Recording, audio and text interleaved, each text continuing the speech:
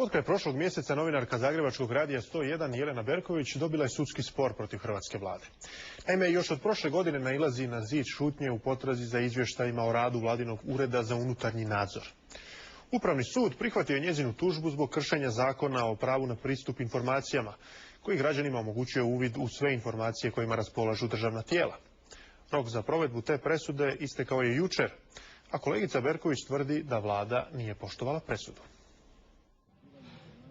Premda intrigantnog naziva o vladinom uredu za unutarnji nadzor malo se toga zna, kaže Jelena Berković. Zanimalo ju je što radi tih 5-6 zaposlenih službenika i koji su im rezultati. Oko godinu i po dana uzalud je slala dopise, a nakon žalbi i požurnica upućenih vladinom uredu za odnose s javnošću i premijeru osobno, podigla je tužbu.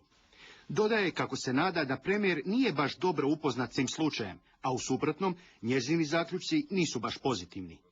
Vlada, dakle izvršna vlast, vrh izvršne vlasti nije baš sklon poštivanju svih zakona, a s jedne strane postoji i bahatost vlasti kad je reč o pojedincima koji joj se obraćaju.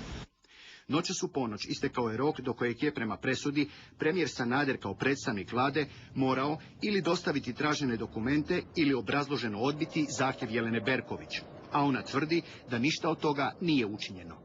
Činjenica da si vlada dopušta da ne reagira kako propisno treba na odluku suda, znači da vlada ne funkcionira na temelju Ustava, odnosno na temelju načela vladavine prava.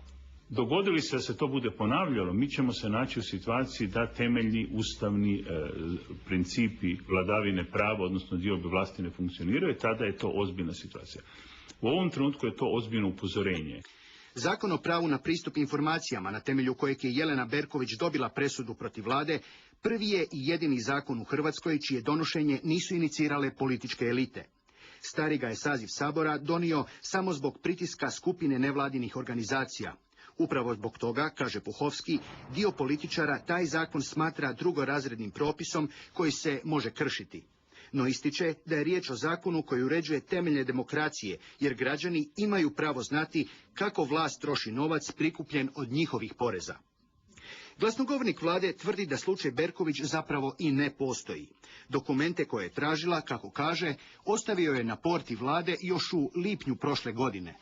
Nakon odluke Upravnog suda, vlada Republike Hrvatske postupila je sukladno presudi, odnosno sukladno odluci suda, pravorijeku, i također dostavila gospođi Berković još jednom istovjetne materijale koje je dobila i prošle godine.